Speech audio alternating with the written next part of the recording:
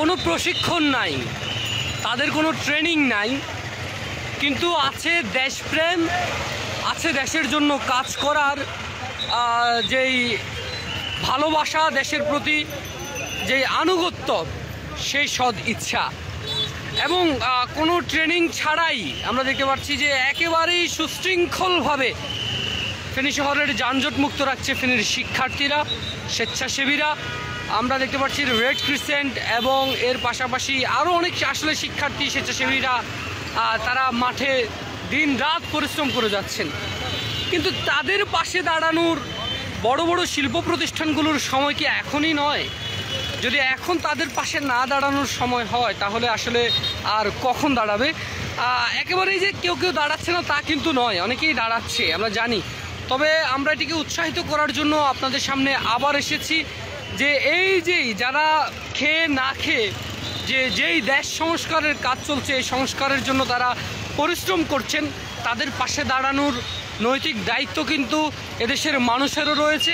এবং বিশেষ করে বড় বড় শিল্প প্রতিষ্ঠানগুলোর দায় অবশ্যই রয়েছে। এতে কোম্পানির ইমেজ যেমন বাড়বে তেমনই গ্রহণযোগ্যতা বাড়বে এবং শিক্ষার্থীদের পাশেও মানবিক কাজেও কিন্তু দাঁড়ানো হবে।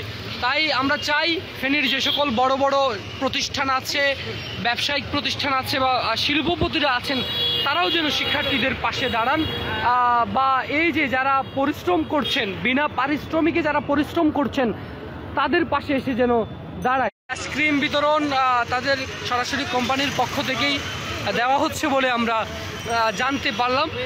এমনই এই কোম্পানিটির মতো সবাই আমরা বিশ্বাস করি যে এটি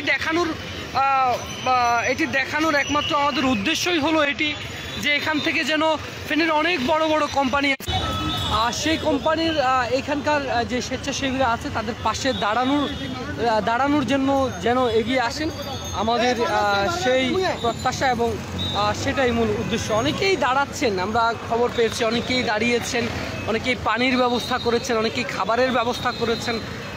আমরা চাই এই সমৃদ্ধ বাংলাদেশে যেন সবাই এগিয়ে আসে এবং মানবিক কাজগুলোতে সবাই একে অপরের কাঁধে কাঁধ রেখে আমরা যেন এগিয়ে যেতে পারি।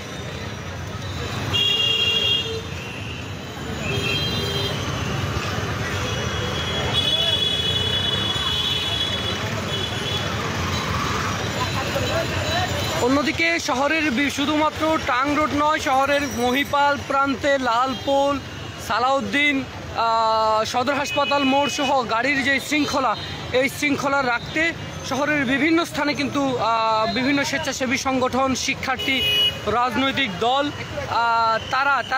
তারা কিন্তু এগিয়ে আসছেন এবং খুব সুন্দরভাবেই সেটি কিন্তু শৃঙ্খলের একেবারেই প্রত্যেকটা নিয়ম শৃঙ্খলার সাথে কিন্তু পালন হচ্ছে। এটি আমাদের সার্থকতা, এটি আমাদের বাংলাদেশ, এমন বাংলাদেশই চায় এদেশের জনগণ।